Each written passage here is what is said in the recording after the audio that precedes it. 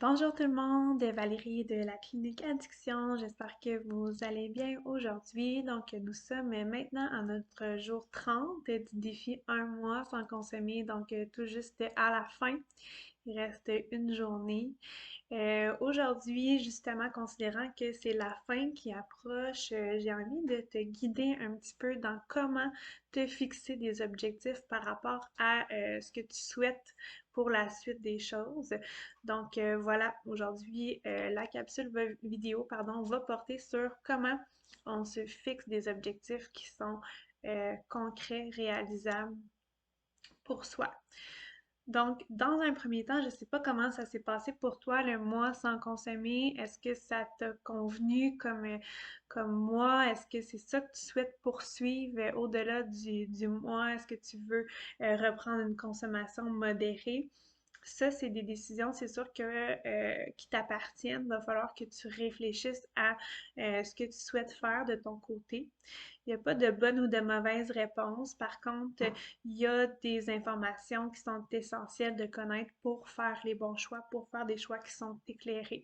Je crois un petit peu plus tôt dans le mois, on a une capsule justement qui s'appelle abstinence ou modération. Je te dis exactement c'est quand. Donc, c'était le vidéo 26.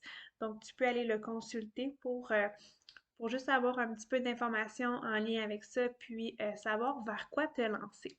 Premièrement, avant de se fixer des objectifs, ben, faut savoir pourquoi on veut faire un changement. Hein? Quand on veut se fixer des objectifs, c'est parce qu'on veut faire un changement, mais pourquoi?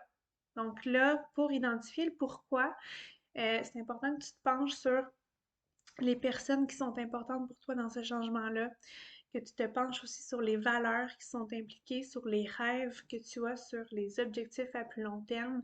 Donc, c'est important que tu tables sur le why, sur pourquoi tu veux faire ça. Ça va devenir un peu ton moteur pour changer finalement. Ensuite de ça, ben, il y a plusieurs conditions, il y a plusieurs choses à mettre en place pour que tes objectifs réussissent. La première chose, c'est sûr que si tu es un consommateur, tu sais, bon exemple, si tu consommes beaucoup, si ça génère énormément d'anxiété pour toi de plus consommer, ça va être important peut-être d'en parler avec un médecin. Ça, c'est vraiment la première chose à faire, c'est d'en parler avec un médecin. Euh, Puis ce médecin-là, mais va peut-être pouvoir te guider aussi dans comment t'y prendre, puis quoi faire pour assurer ta sécurité. Hein, parce que dans le début du mois sans alcool, on a fait du mois sans consommer, pardon, on a fait une capsule vidéo sur justement l'alcool et le sevrage. Donc, l'alcool, si c'est ça que tu consommes, ça peut avoir des impacts super importants si tu arrêtes. Donc, parle avec un médecin, avec un professionnel de la santé avant de faire un changement. Ensuite de ça, c'est important que tu portes une attention sur ton hygiène de vie. Okay? Si tu veux atteindre tes objectifs, c'est important que tu sois en mesure de répondre à tes besoins de base. Est-ce que ton sommeil va bien?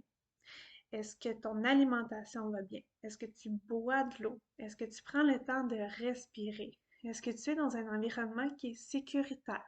Est-ce que ta santé financière va bien? Est-ce que tu arrives à activer un petit peu ton corps au quotidien?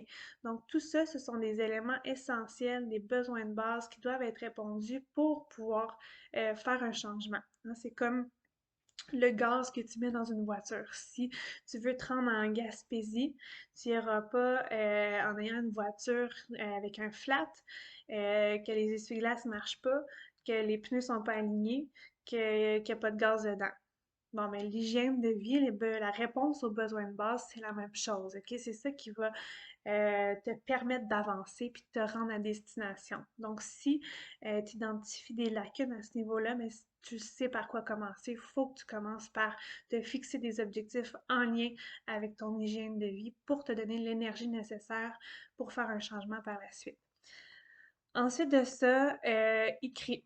Okay? L'écriture, c'est le troisième conseil que j'ai pour te fixer tes objectifs. Si tu n'écris pas tes objectifs, les chances qui fonctionnent, ces objectifs-là, sont diminuées. Le fait d'écrire un objectif, c'est démontré là, dans la littérature scientifique que les personnes qui écrivent leurs objectifs dans un vision board, pardon, dans un plan, dans un calendrier, peu importe, sont les personnes qui réussissent leurs objectifs. C'est important aussi, comme je vous ai dit tantôt, comme je t'ai dit tantôt, pour te fixer un objectif, il faut que tu penses à ton why. OK? Donc, pourquoi tu le fais? Donc, l'objectif que tu vas te fixer, il doit nécessairement être relié à ça. OK? Donc, c'est comme l'effet un peu d'un entonnoir. C'est-à-dire que là, on va identifier dans le haut les raisons, les buts, les rêves, les valeurs, les personnes impliquées, puis on va le décortiquer en très, très, très, très, très, très petits objectifs, mais toujours dans la même ADN finalement que le haut de l'entonnoir. On s'entend? Il faut que ce soit précis. OK? Donc, si tu veux te rendre en Gaspésie, il faut que ton trajet soit précis. Il faut que tu saches par où tu passes, puis il faut que tu connaisses ton itinéraire. Il faut que tu saches aussi où est-ce que tu vas coucher en cours de route, où est-ce qu'il y a des stations-service pour faire le plein. Donc, ça doit être le plus précis possible. Si tu veux modérer ta consommation, mais c'est quoi que tu veux exactement? C'est-tu de passer de 3 verres à 2 verres par occasion? C'est-tu de passer de 3 jours de consommation à 1 jour de consommation par semaine? Je sais pas, mais il faut que ce soit très, très, très, très précis. Il faut aussi que ce soit réaliste, OK? Donc, il faut que tu fasses l'inventaire des ressources que tu as. C'est important. C'est quoi tes capacités? C'est quoi tes forces? C'est quoi les réussites que tu as vécues par le passé? C'est quoi tes succès? Qu'est-ce qui te fait croire que tu peux avoir confiance en ta capacité d'atteindre cet objectif-là? C'est quoi aussi les ressources externes? Donc, qui peut t'aider dans l'atteinte de tes objectifs? Y a-t-il des modèles intéressants qui ont déjà fait ce que toi tu veux faire? Est-ce qu'il y a des ressources dans la communauté qui peuvent t'aider, des intervenants, des groupes, peu importe. Donc, c'est d'aller chercher tout ce qu'il te faut, toutes les ressources essentielles pour que ça fonctionne. Ensuite de ça, c'est important de te mettre une échéance. Donc, c'est quand tu fais ce changement-là, puis quand tu le réévalues.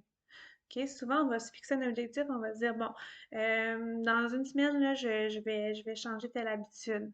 Puis là, finalement, ça se fait jamais.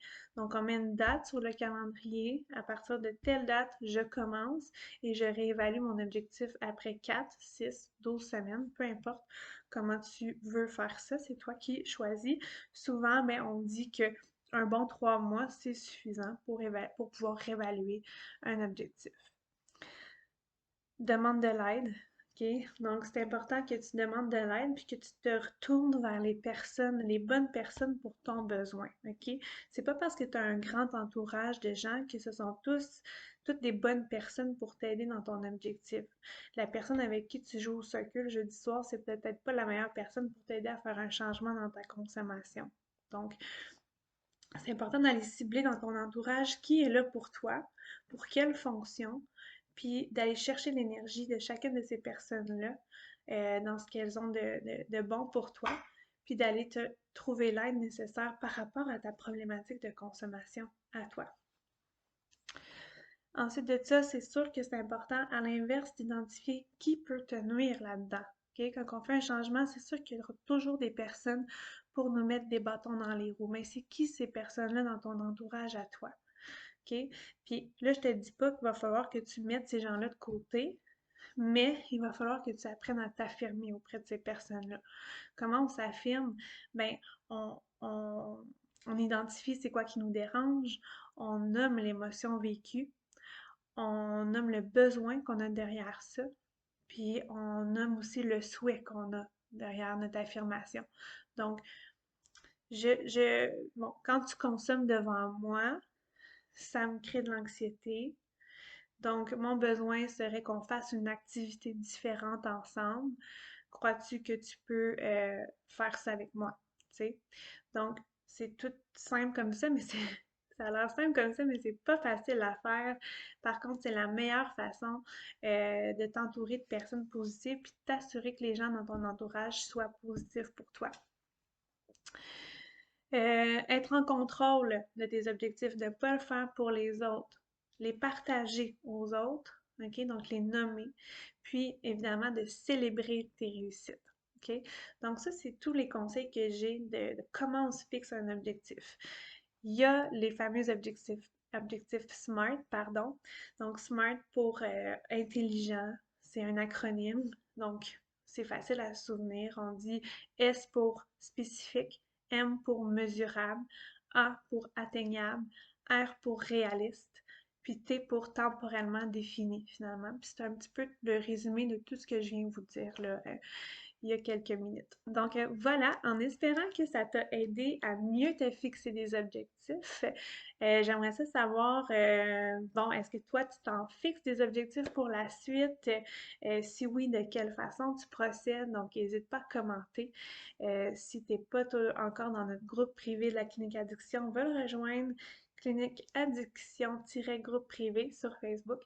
Et voilà, ça m'a fait plaisir de participer avec vous pour ce 30 jours-là sans consommer. Puis en espérant que ça ait été bénéfique pour vous. Donc voilà, bonne journée!